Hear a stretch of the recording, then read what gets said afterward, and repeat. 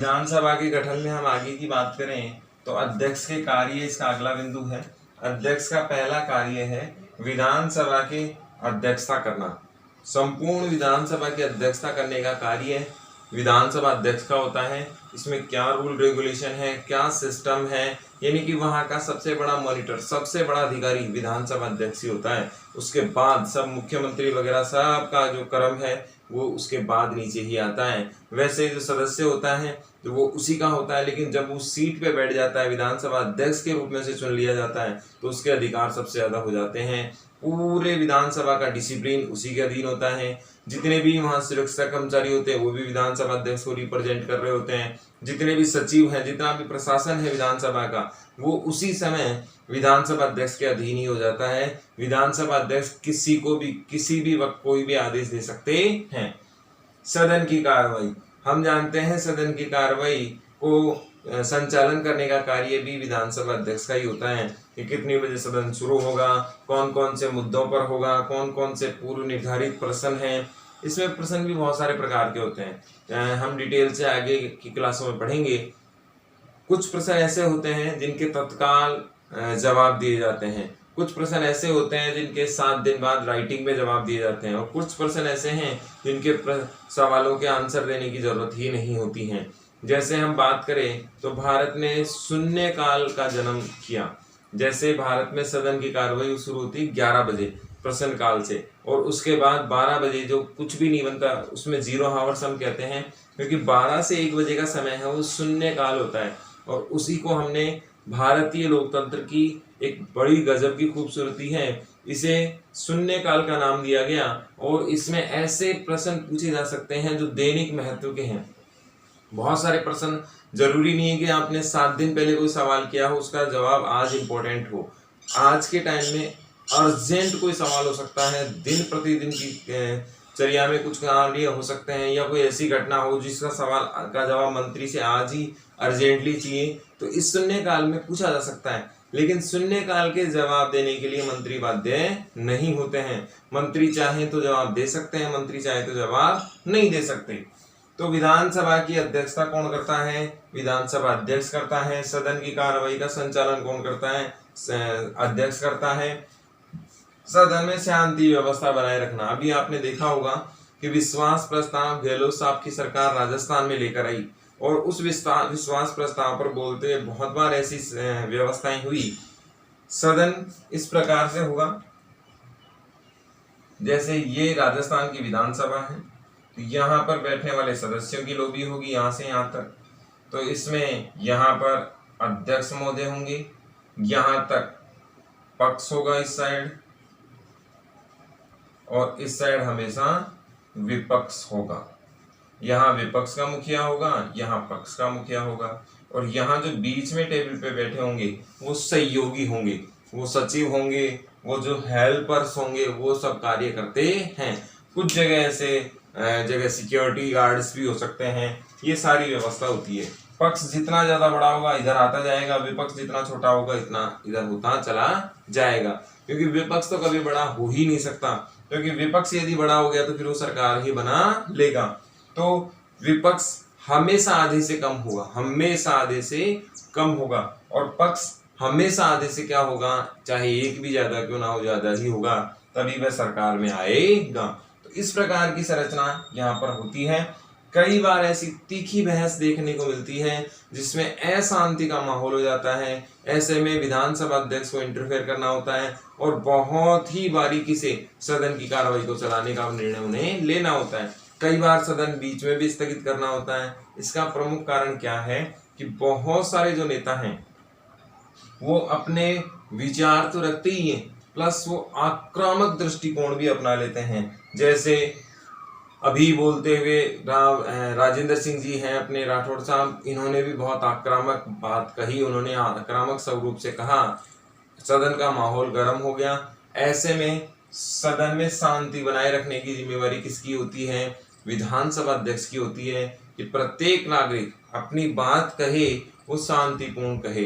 कई बार ऐसे कमेंट्स आ जाते हैं, कई बार ऐसी बातें निकल कर आती हैं जिससे पक्ष और विपक्ष बहुत डिसएग्री करता है। ऐसे में दोनों पक्षों को शांत करवाना, दोनों पक्षों को साथ लेकर चलना, ये किसकी जिम्मेदारी होती है? विधानसभा अध्यक्ष की होती है। विधानसभा में हर प्रकार से शांति होनी चाहिए। फिर सदन के सदस्यों को आज्ञा देना। हम जानते हैं कि ये सदन है, इसमें बोलने की आजादी भी है, लेकिन बोलने की आजादी विधानसभा अध्यक्ष के बिना संभव नहीं है। विधानसभा अध्यक्ष प्रत्येक व्यक्ति का नाम लेगा, तभी उसे बोलने की परमिशन मिलेगी। बिना विधानसभा अध्यक्ष के विधानसभा में कोई भी कार्य संभव नहीं है। विधानसभा की आज्ञा से ही संबंधित सदस्य भाषण दे सकता है, संबंधित सदस्य कोई ज्ञापन रख सकता है, विधेयक रख सकता है, प्रश्न पूछ सकता है। ये सारे कार्य विधानसभा अध्यक्ष की परमिशन से ही होने वाले हैं। इसमें सबसे बड़ा जो कार्य है वो ये है कि विधानसभा अध्यक्ष कई बार ऐसी परमिशंस भी दे देता है कि संबंधित अध्यक्ष को, संबंधित सदस्य को बाहर कर दिया जाए, क्योंकि ये विधानसभा की कार्यवाही में बाधा डाल रहा है। ऐसे में वहां जो मार्शल्स होंगे, विधानसभा के सिक्योरिटी गार्ड को मार्शल कहा जाता है, जो सुरक्षा कर्मचारी होंगे, जो मार्शल होंगे वो सीधे उस बंदे को बाहर लेकर चले जाएंगे। तो सारे कार्य किसके आज्ञा से होते हैं? विधानसभा अध्यक्ष की आज्ञा से होते हैं। असंसदीय शब्दों को हटवाना। कई बार ऐसे शब्द निकल कर आते हैं या बहुत ज्यादा आवेश में आने के कारण ऐसे शब्दों का उपयोग हो जाता है जो संसदीय मर्यादा के विरुद्ध होते हैं, अस्पष्ट होते हैं, या यूं कहें कि जो सिस्टम बना हुआ उसके विपरीत होते हैं। ऐसे में विधानसभा के अध्यक्ष महोदय ये आज्ञा दे सकते हैं कि इतनी इतनी जो लाइन है या यहाँ से यहाँ तक का जो शब्द है, इसे सदन के रिकॉर्डेड कार्रवाई से हटा दिया जाए। सदन की कार्रवाई रिकॉर्डेड होती है, हर शब्द रिकॉर्डेड होता है। ऐसे में इन शब्दों को यहाँ से यहाँ तक का हटा देना चाहिए।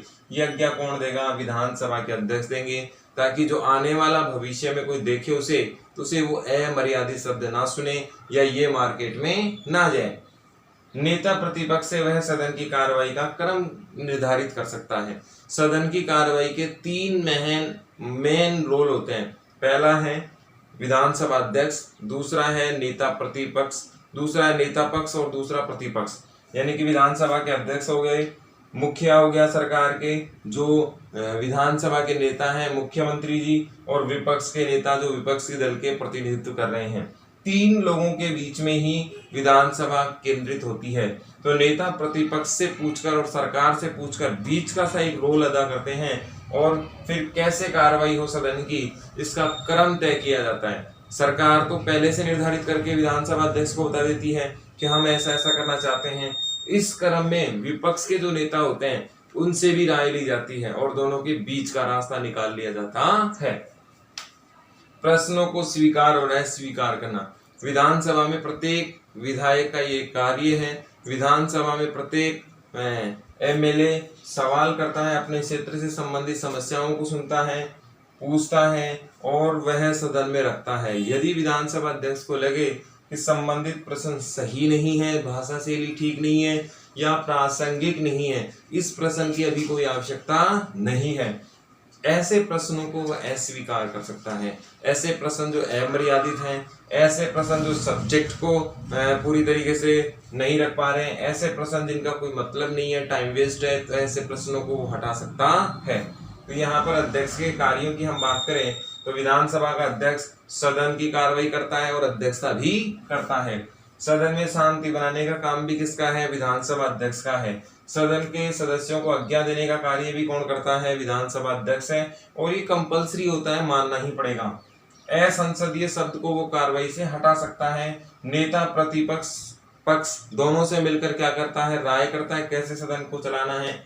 प्रश्नों को स्वीकार और अस्वीकार करने का कार्य भी किसका है? विधानसभा अध्यक्ष का ही है। इस उपरांत अगर इसमें देखें तो विधानसभा के गठन में अगला बिंदु है कार्यकाल।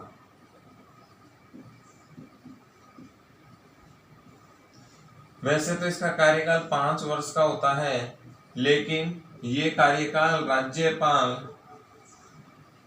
के प्रसाद पर्यंत तक रहता है। ये ठीक वैसा ही है जैसे लोकसभा में भी हमने देखा था कि राष्ट्रपति के प्रसाद पर्यंत तक लोकसभा रहती है, वैसे ही राज्य विधानसभा भी राज्यपाल के प्रसाद पर्यंत रहती है। कुल मिलाकर जब तक विश्वास बना रहता है, तब तक बहुमत बना रहता है, तब तक सरकारें चलती रहती हैं। और इसमें यदि हम आपातकाल की बात करें तो इसका उल्लेख 356 में है, जिसे हम कहते हैं राष्ट्रपति शासन। राष्ट्रपति शासन। और इस राष्ट्रपति शासन के द्वारा एक बार में 1 वर्ष के लिए आपातकाल लगाया जा सकता है। ये अधिकतम 3 वर्ष का हो सकता है। मैक्सिमम लिमिट इसकी कितनी है? 3 वर्ष। लेकिन यदि एक बार के आपातकाल की घोषणा हो जाए तो इसे 6 माह बाद इसमें समीक्षा की जा सकती है। 1-1 वर्ष के टाइम में ही ये लगाया जा सकता है। और ये भी लगाएगा कौन? राज्यों में संसद। संसद इसकी समीक्षा कर दे और राष्ट्रपति को लिखित में दे। अगर हम पहले देखें 1975 से पहले भारत में आपातकाल लगा 25 जून 1975। यदि इसके बाद हम देखें तो राइटिंग में देने का प्रावधान कर दिया गया। केंद्रीय जो मंत्री हैं, कैबिनेट मिनिस्टर हैं, वो राइटिंग में देंगे, यानी कि सरकार, केंद्र सरकार राइटिंग में देगी राष्ट्रपति को, तभी राष्ट्रपति आपातकाल लगा सकते हैं, अदरवाइज नहीं। आपातकाल की हम केंद्र में बात करें तो 25 जून 75 को श्रीमती इंदिरा जी की सरकार थी। इंदिरा जी की सरकार थी और राष्ट्रपति थे फखरुद्दीन अली अहमद साहब। ये हमारे राष्ट्रपति जी थे उस समय, और इंदिरा गांधी जी थी प्रधानमंत्री। इनके कार्यकाल में यह आपातकाल लगा था और कांग्रेस की सरकार थी। इस समय इंदिरा गांधी जी ने केवल फखरुद्दीन अहमद अली को सूचित किया और कैबिनेट के किसी भी मंत्री को सूचित नहीं किया गया। कैबिनेट के मंत्रियों को अर्ली इन द मॉर्निंग पता लगा। उसके बाद संविधान संशोधन हुआ 1978 में 44वां संविधान संशोधन हुआ। उसमें ये प्रावधान जोड़ा गया कि जो भी आपातकाल लगेंगे उसमें लिखित में ब्यौरा देना होगा, तभी आपातकाल लगाया जा सकता है। ओरली कुछ नहीं हो सकता। और उसमें मंत्रिमंडल का बहुत अहम योगदान जोड़ दिया गया, केंद्रीय मंत्रिमंडल का बहुत अहम योगदान जोड़ दिया गया। इसके बाद अगला बिंदु है इसमें पदाधिकारी। लोकसभा में हम पदाधिकारियों की बात करें तो अध्यक्ष और उपाध्यक्ष थे। यहां भी सेम कंडीशंस होती हैं, अध्यक्ष और उपाध्यक्ष होंगे। हम यह बात करें पदाधिकारी की तो इसमें एक तो होगा अध्यक्ष, एक होगा उपाध्यक्ष, और दोनों का ही चुनाव सदन खुद करेगा। दोनों का चुनाव कौन करेगा? सदन स्वयं करेगा, यानी कि विधानसभा खुद करेगी। और इनमें से ये अपने सदस्यों में से ही चुनते हैं, अपने सदस्यों में से ही इनको चुना जाता है। ये भी विशेष है, यानी कि पदाधिकारी कौन होंगे? अध्यक्ष होगा और उपाध्यक्ष होगा। दोनों का चुनाव कौन? विधानसभा खुद करेगी, अपने सदस्यों में से करेगी। और इसमें एक विशेष कड़ी और भी है। अगर इस्तीफे की बात करें तो अध्यक्ष अपना इस्तीफा किसे देगा? उपाध्यक्ष को देगा। और उपाध्यक्ष किसको देगा? अध्यक्ष को देगा। ठीक वैसी ही परिस्थिति है जैसी लोकसभा की है, ठीक वैसी है जैसे राष्ट्रपति उपराष्ट्रपति की है। भारत में राष्ट्रपति उपराष्ट्रपति को इस्तीफा देता है, उपराष्ट्रपति राष्ट्रपति को संबोधित करके इस्तीफा देता है, अध्यक्ष उपाध्यक्ष को संबोधित करके इस्तीफा देगा, उपाध्यक्ष अध्यक्ष को संबोधित करके इस्तीफा देगा। इसमें हटाने का प्रावधान भी है। इसमें यदि 1/3 बहुमत हो जाए तो बहुमत से इनको पद से हटाया भी जा सकता है। यदि हटाया जाएगा तो 14 दिन पूर्व इन्हें सूचना दी जाएगी। 14 दिन के पूर्व इन्हें क्या दी जाएगी? सूचना दी जाएगी, ताकि ये अपनी बात या अपना पक्ष रख सकें सदन के सामने कि ये सही है या गलत, इस पे निर्णय हो सके। पदाधिकारी की बात करें तो इसका पदाधिकारी में कौन कौन आते हैं, अध्यक्ष आते हैं और उपाध्यक्ष। दोनों ही का चुनाव कहाँ से होता है, सदन के सदस्यों में से ही चुन लिए जाते हैं। दोनों अध्यक्ष उपाध्यक्ष एक दूसरे को इस्तीफा देते हैं, अध्यक्ष उपाध्यक्ष को, उपाध्यक्ष अध्यक्ष को। बहुमत के आधार पर इन्हें हटाया जा सकता है सदन से। 14 दिन पूर्व इन्हें सूचना दी जाती है हटाने की, ताकि ये अपने जवाब में कुछ कह सकें।